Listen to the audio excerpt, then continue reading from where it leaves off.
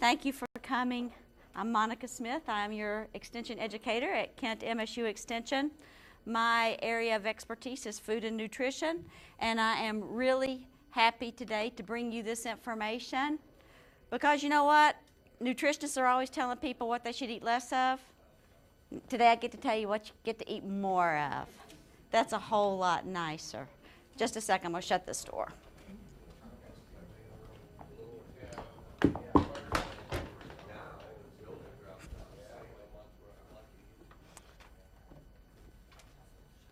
So last month we talked about the new Dietary Guidelines for Americans.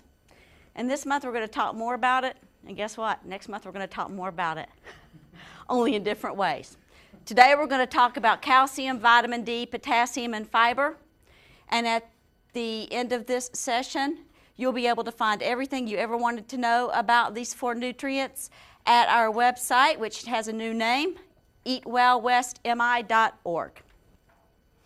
And as always, I would like to remind you that this program is paid for in part by the United States Department of Agriculture SNAP-Ed program. We do not discriminate against anyone, nor do we associate with those who do. Everyone in our community is always welcome to participate in programming provided by the USDA. I want to talk to you today about calcium because there's been a lot of new research and a lot more focus on calcium in the recent years. You'll easily understand why the United States Department of Agriculture wants us to eat more calcium when we get through this. You know, everybody knows, like I said, everybody knows about bones and teeth and calcium, right? But what we're finding out more and more is that calcium affects our blood pressure. It affects how our blood vessels restrict and expand. Blood pressure is a problem in our country, right? Absolutely. Muscle function, including heart contractions. Your poor heart never gets a break, does it? It beats every day of your life, all day, every second.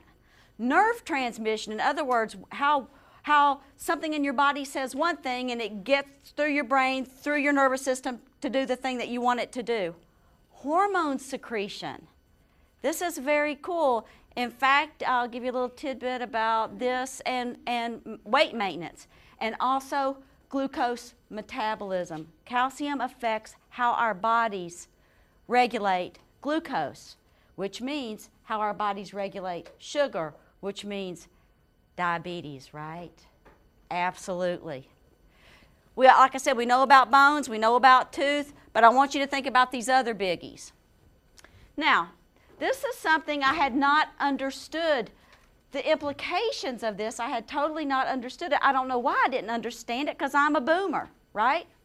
Why am I not understanding this? Think about it. Peak bone mass occurs at about age 30. So, calcium and vitamin D early in life is important, right? Because by the time you're 30, you got all the bone mass you're going to get. Well, having that adequate calcium also reduces absorption of lipids or fat in the bloodstream, lowering cholesterol. Pretty important, right? Who's not worried about cholesterol right now? Everybody is. Lowering blood pressure. Check this out.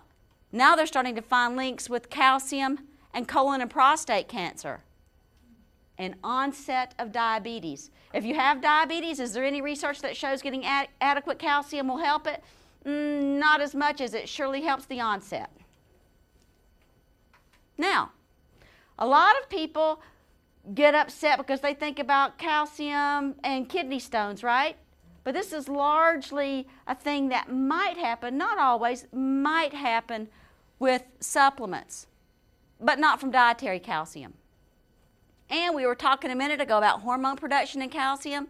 Adequate calcium seems to affect how our bodies accumulate or put on fat. Does anybody remember when the milk folks changed their glass to the hourglass shape? That was a pretty cool graphic, wasn't it? We all remember that. We now know that calcium, adequate calcium, can really help people maintain their weight. Now, calcium is not optional. You can't just walk around calcium deficient. If you do, muscle contraction, what's going to happen? Leg aches on a good day, Your heart stops on a bad day, right? Calcium is not optional in the body. If you don't take it in, your blood will maintain a set calcium amount by leaching calcium from your bones and teeth. The body releases calcium whenever blood calcium levels drop. So nobody in here is walking around with a super low blood calcium level. I can assure you of that. You wouldn't be vertical here to tell the story today. Calcium needs vary with age. How many people have heard their mother, grandmother, great aunt say, I don't need to drink any more milk. I'm an old lady. You know, my mother, if it hadn't been for Swiss cake rolls, would have never drunk a glass of milk. Okay? However, older adults actually need more calcium. More. This is not something that goes away with age. This is something you need to increase. But why? You say, why are we so concerned? I mean, you just told me that I have to keep this much calcium in my bloodstream. But you know what? Look at this. 40% of white women and 13% of white men will have at least one fracture in their lifetime that was due to fragile bones. Are any of you planning on that? No. Miss Terpster says she's been there. See? But nobody in here is planning on that to happen, but yet they're telling you, if you are a white woman, 40% of us can expect that to happen. Look at this. 52 million people over the age of 50 will have osteoporosis or low bone mass. Well, I turned 50 this year. I wasn't planning on that. I got things to do, people to see, mountains to climb.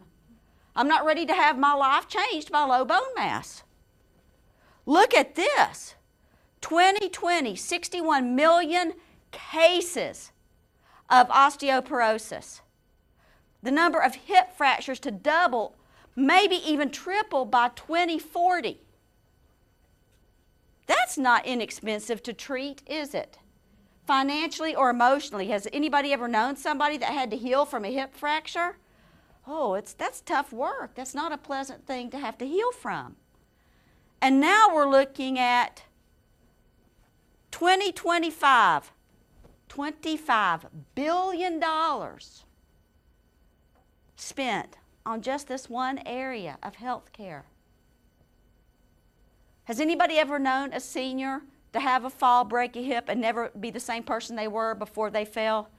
We're not just talking about a hip, are we? We're talking about who you are and what you're doing. Wow, really important. That makes calcium be pretty important to me. Then we've got 1 in 3 adults with high blood pressure. Heart disease, triple the cost by 2030. Wow. $545 billion increase in the cost to treat heart disease. And calcium can help this. We have the research to prove it. Look at this. Look at all these people struggling to maintain their blood glucose level. 79 million people with prediabetes, 1.9 million new cases, $174 billion to treat diabetes in 2007. What do you think that's going to be like in 2020? Yeah, it's going to be really, really huge. And yet, we don't need all that much calcium. I don't know why we're so bad at it.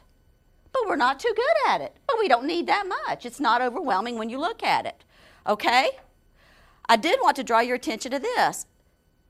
From 19 to 50, I need less calcium than I do at 51. So, please go back and talk to the seniors in your lives professionally. Wait a minute, seniors, 51. Ah, good point. Ouch!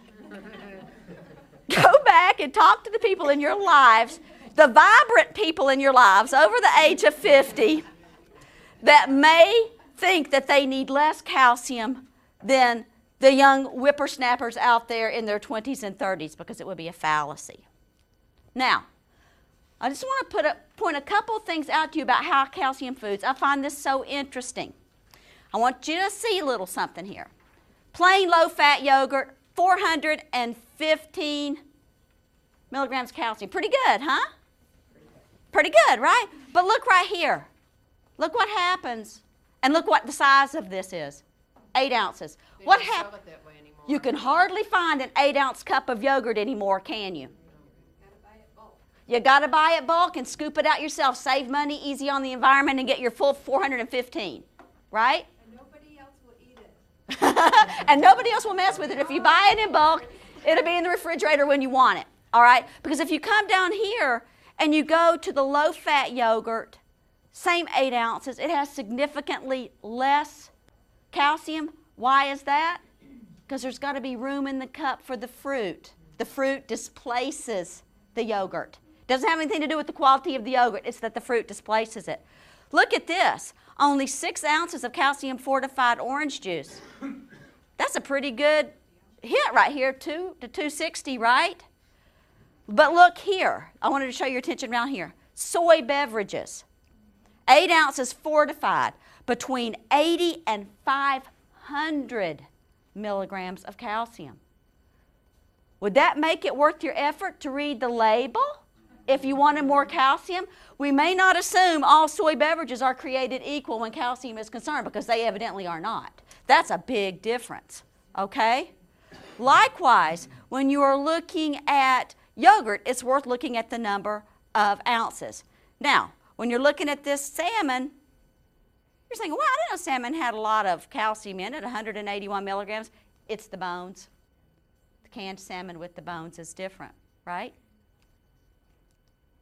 Now, here's the other interesting thing about calcium. Calcium is a big molecule. The body has to work to use it. Not all forms of calcium are equally available to the body. Spinach, rhubarb, Swiss chard, they're good for us, right? Green leafies, we want tons of it, right? It makes us happy and healthy. But you know what? The calcium is not real available to us because there are oxalates and things in here that bind calcium. So all calciums are not created equally. These your body can use a whole lot of, these a good portion of, these some, and these not a whole lot. So knowing your body's going to use some forms of calcium in foods better than others. Does anybody ever get confused in the supplement aisle? How many calcium supplements do we need? We need a wall of them, evidently, because where I shop, I can see a whole wall of calcium supplements. But there are some important things to think about if you and your physician decide that you should supplement and to get the calcium that you need. Calcium carbonate. That's the inexpensive one. It's absorbed pretty well, but you need to take it with food. Okay? So these are the ones that you find in antacids, right? Calcium citrate. This is more expensive than this one, but it works well for people that have low stomach acid. So if you're somebody that's on a prescription medication to lower your stomach acid, you would do better with this, okay? This citrate malleate, the calcium, this is excellent, very well absorbed, but you're not going to find it in a bottle. It's what they put in juices. So you really get a good hit, a good bioavailability from the juice you buy. Now, I know this is America, and this is going to be shocking. More isn't better. Calcium, your body can only use so much at a time, all right? After you hit 500 milligrams, your body's not using it. So smaller doses are better, and if you have a side effect, smaller doses are better yet. So you don't really want to buy a tablet or supplement in doses of more than 500 milligrams. You're wasting your money. Now, let's say you are somebody that eats a high sodium, high protein diet. Who would that be? 51% of Americans, I believe, is what they told us. I believe that's what they told us in the Dietary Guidelines for Americans. You're excreting more calcium than you would if you did not. So your body's using more calcium.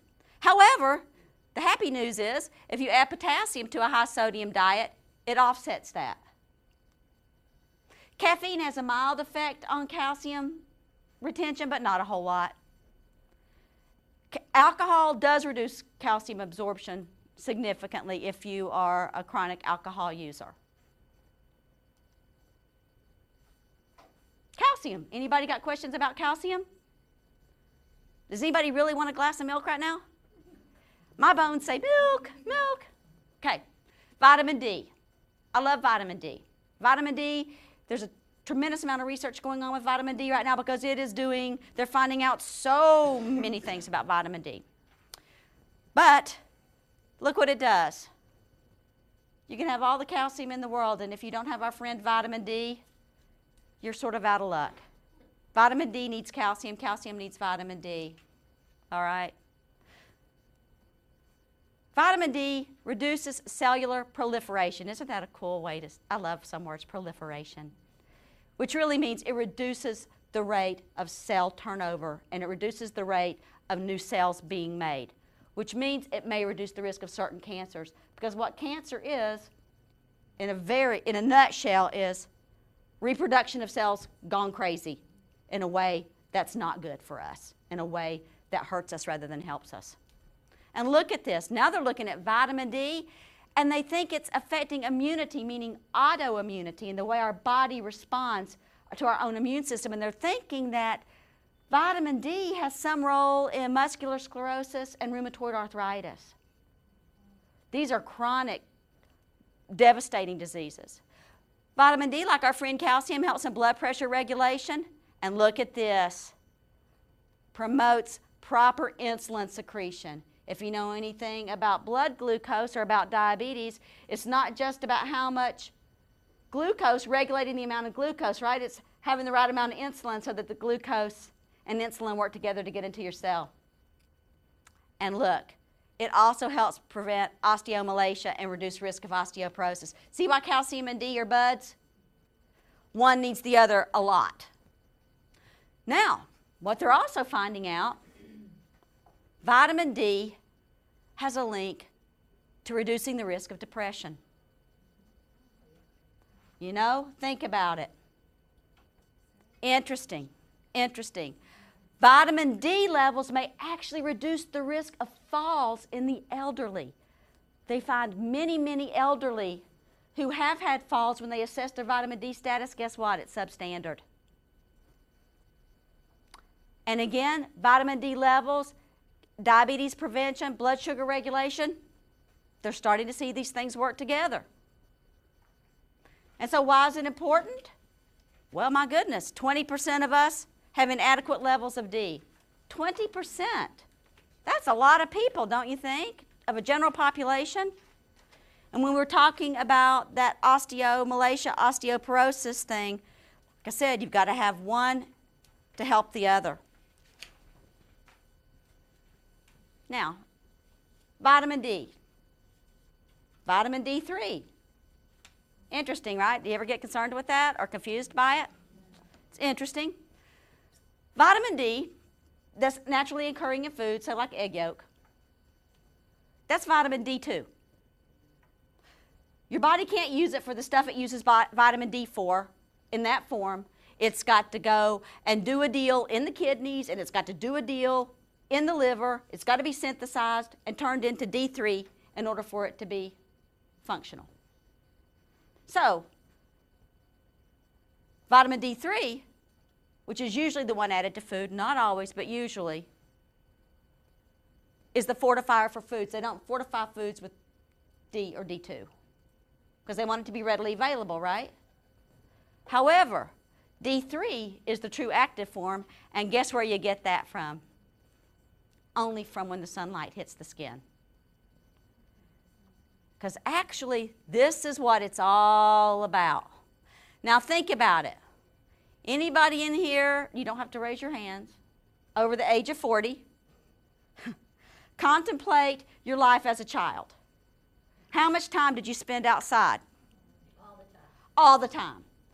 Did anybody besides me cry when they had to come in? Yeah, it was a scene. It was a scene.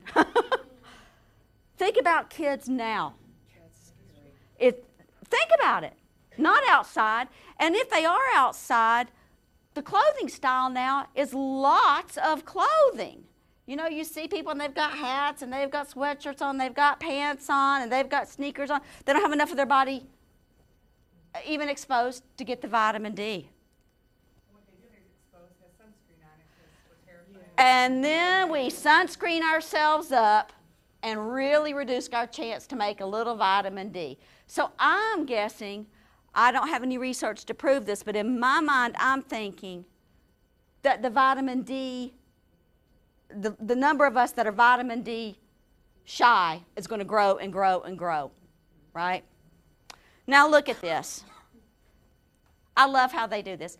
Somewhere along the line, not too long ago, they switched from international units to measure vitamin D to micrograms. I think this is a great idea because I can deal with micrograms a lot more than international units. International units is so sort of obtuse. I know what a microgram is. It's 1,000th of a milligram. I can visualize it. I like it. So you look here. This is what we need a day. Males, females. You can see not any difference between males and females, right? However, let's go back here. Most of us, let's just generalize, need around 15 micrograms, right? Except, oh my gosh, guess who again shows up needing more? Our vibrant population over the age of 51. Yeah, they need more again. But now let's look here. Where do you find it? Look. If you're needing 15 a day, this starts to get a little trickier to get, doesn't it? I mean, okay, who ate sardines in the last month? Congratulations, you healthy people. How many people ate mackerel in the last month?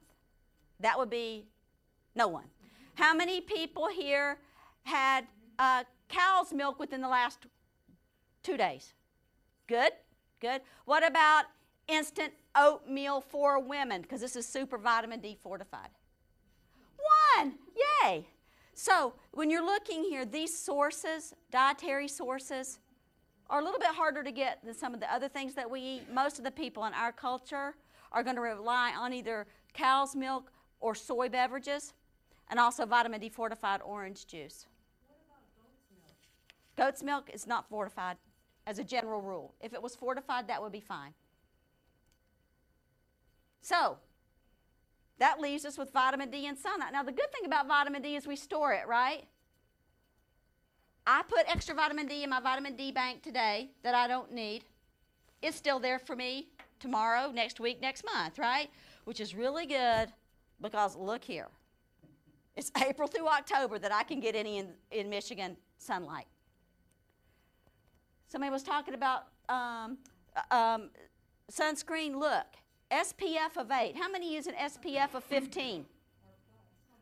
30. 30. Our fair-haired friend in the back says 30. Wow. Decreases your chance of getting any vitamin D by 95%. I don't even consider sunlight. Amy's given up on getting any vitamin D via sunlight, okay? When really all we need is 10 minutes on the arms and legs, or face and arms 3 times a week. That would give you enough to get you through for the entire year if you did it April through October. Okay. Oh yeah. Well, look, we see how much is out there today. That would be nothing.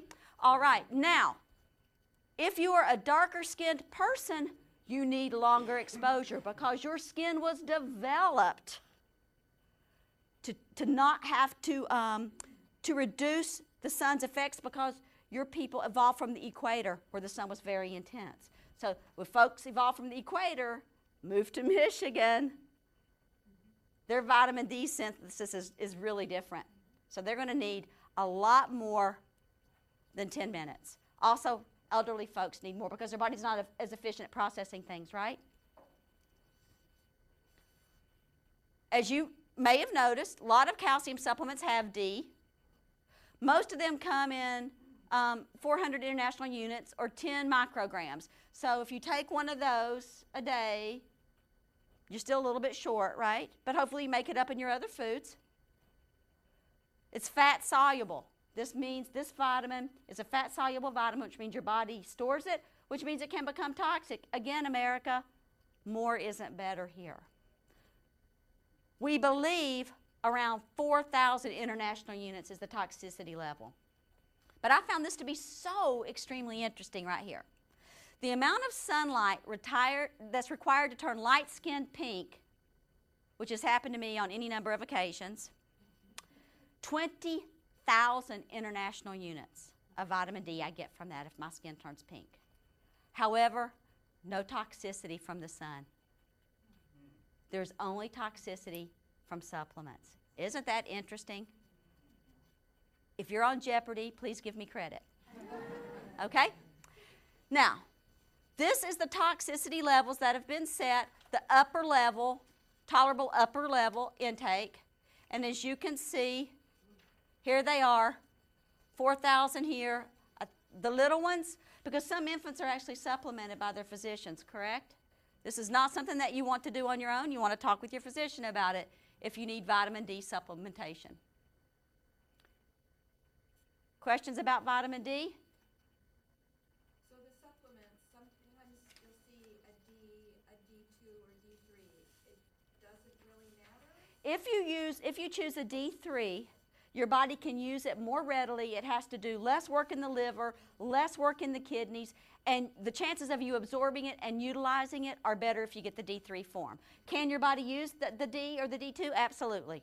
It just has to work harder. And if there's anything missing in your body in that chain of effects, you won't get as much use. Potassium. This little mineral is so very cool. It maintains cellular fluid balance in the body. Anybody ever felt puffy? If you feel puffy, cellular fluid balance probably isn't very good for you on that day, okay? It helps reduce the calcium lost from your bones. It sort of takes the edge off that. It slows calcium excretion. It offsets the effects of high sodium diet. It's sort of like the counterbalance to sodium. Who doesn't need that in America, right? And also helps the heart in muscle contractions. Really an important player in heart function. People whose potassium levels drop too low, their heart stops.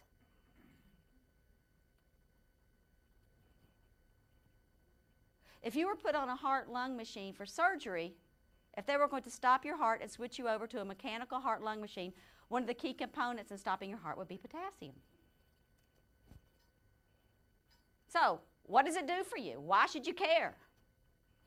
Well, bone density and osteoporosis. Are we back to the same song again?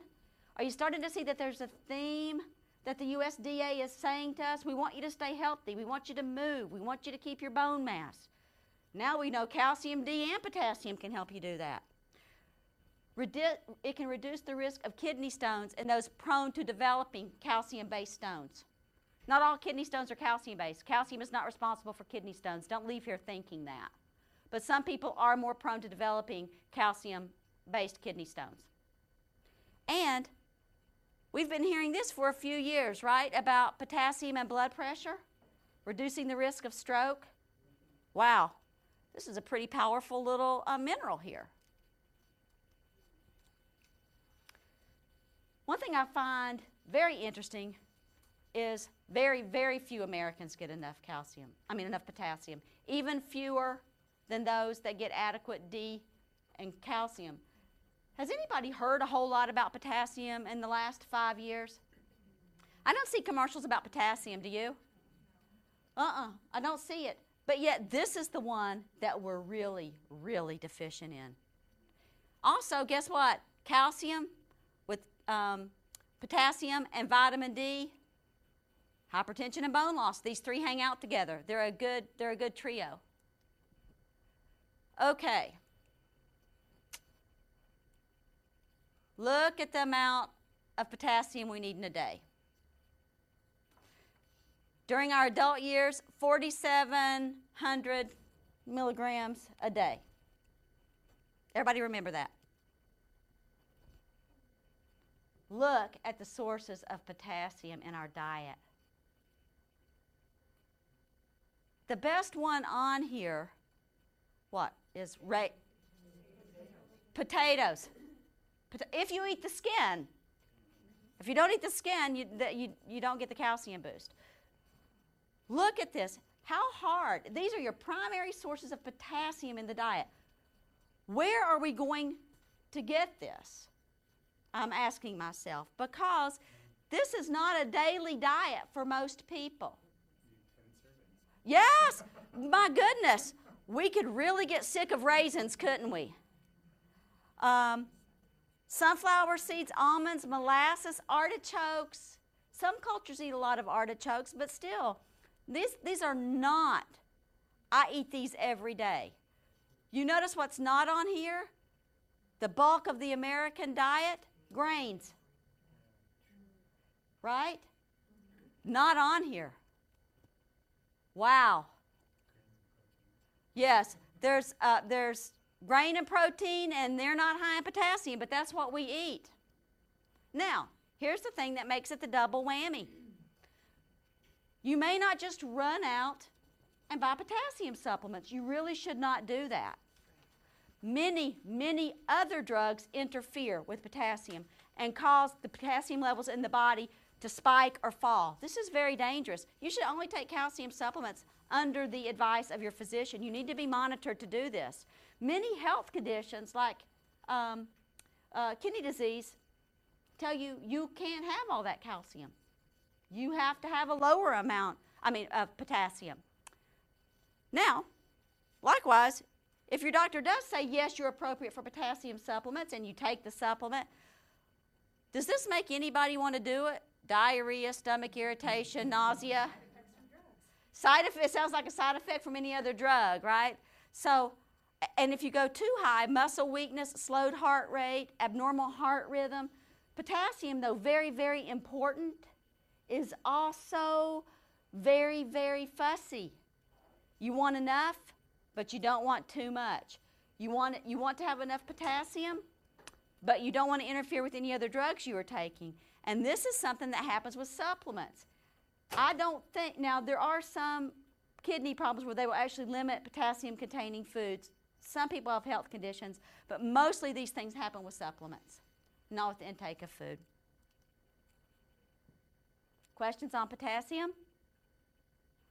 Gives you a whole new respect for potatoes. Remember a few years ago when the low-carb craze came in and potatoes became evil? I am here to stand up and testify for the potato. The potato is not evil. Let us bring the potato back to our plates, please, with the skin on.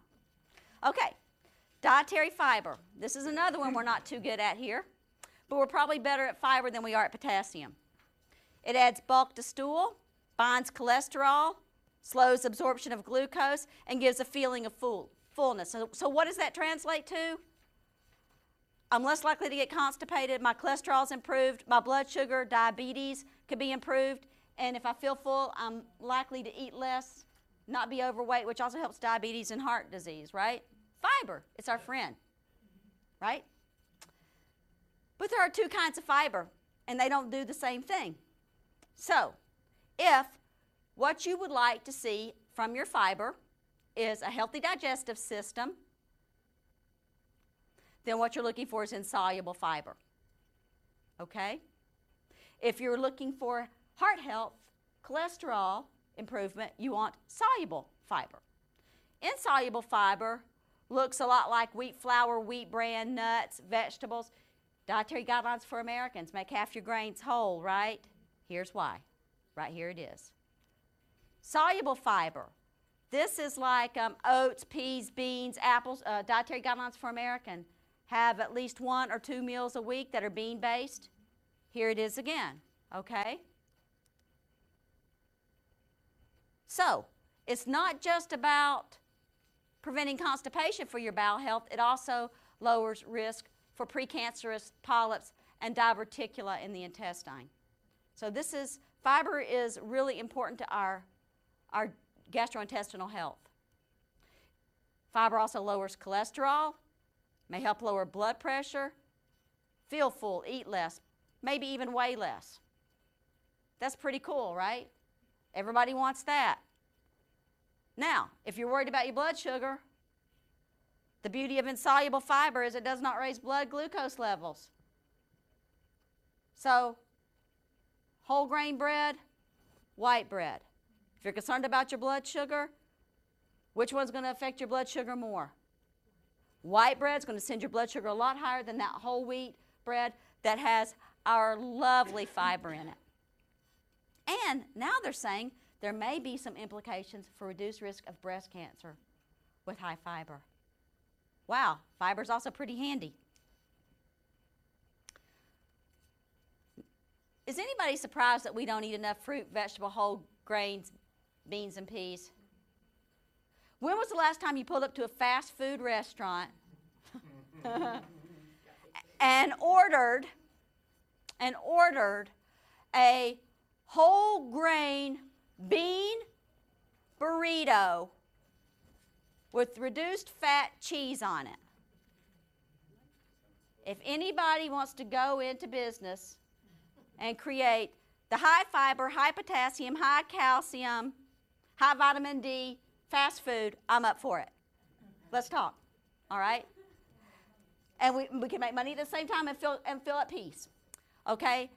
This other major health issues, obesity, diabetes, hypertension, colon, breast cancer, we're all concerned about that. Fiber can help us with that.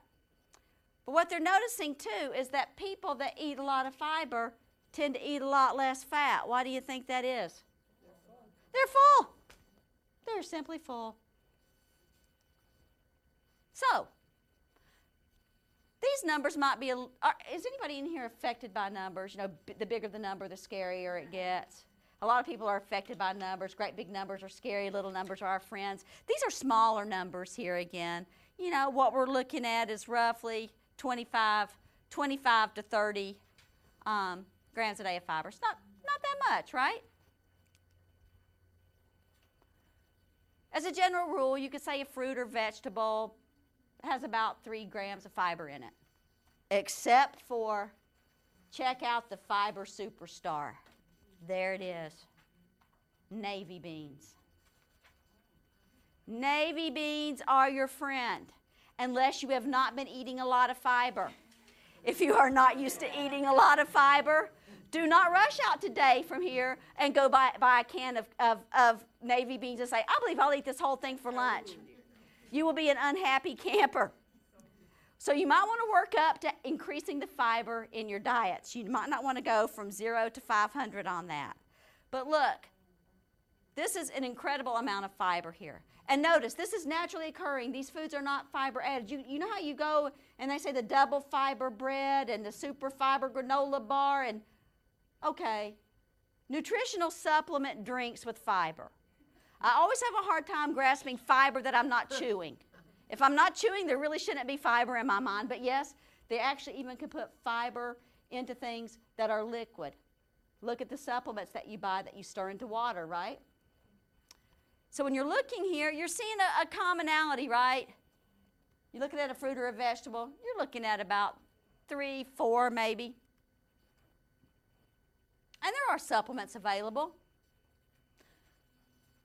But again, this is one you want to talk to your physician about because these supplements affect medications. So if you're taking medications, you do not want to run out and start buying fiber supplements. There are some things bill themselves as a supplement, some things bill themselves as a laxative, and if you read the back of it, they're usually the same thing. They're just depending on who they're trying to target. You know, maybe you're okay with a jar of X sitting on your counter if it says fiber supplement. Maybe you're not so happy about it if it says laxative. Right? It's all in perception. If you take fiber supplements or if you increase your fiber intake, you want to increase your fluid intake.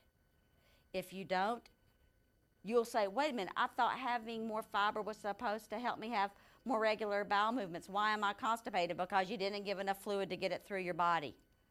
Okay? This is another one that sometimes gets overlooked. We have a lot of heart disease in our country. There are many people that have been affected by stroke. There are many people that have been affected by trauma. And if you have any trouble with swallowing or you've had any type of gastrointestinal surgery, or problems, you do not want to take fiber supplements unless your physician has told you to do so. Bad things can happen there. Now, we all know that fiber can cause gas and bloating, and that's often why we choose to not eat fruits, vegetables, and whole grains, right? They make us socially unacceptable, we perceive. But you can work up to being socially acceptable with fiber by simply adding a little to your diet each day. Like, again, not a whole can of navy beans. They have seen a rare instance of individuals who take fiber supplements over a long time becoming highly allergic to the point of even having anaphylactic or serious allergic reaction. It's very rare, but it has happened. Now, back to the pros and cons. Fiber decreases absorption of iron, calcium, magnesium, and zinc from the same meal. However, this is more likely to happen with the supplement and less likely to happen with the food. Because you have a piece of whole grain bread, that doesn't mean that the calcium in your milk is not going to be available to you. All right? Those who take supplements regularly for bowel problems, there are many chronic bowel problems, maybe irritable bowel syndrome, maybe colitis, maybe other problems that have been prescribed, bulking or fiber supplements, may be deficient in other minerals. So if you or someone you love has been taking a fiber supplement for a long time for health reasons, you might want to ask your physician how your body is doing with these minerals. I have for you here a tremendous list of excellent resources. On the website, eatwellwestmichigan.org, I am going to post a lot of things this month, a lot of research, because it's very interesting. But the thing I would like for you to leave here today with is quality of nutrient that we eat. We've been eating a lower quality nutrient in this country for several years. That puts us at risk for low calcium, not enough fiber, low potassium. We really need to turn the tide around. We really need to get out in the sun and get a little vitamin D, okay? We have a lot more power with some of our chronic health conditions than we think, just by choosing well with our diet and having some. Eat your lunch outside. Eat your delicious homemade, home-packed lunch outside and have a healthier you. Can I answer any questions for anyone? Great. Thank you so much for your time and your energy.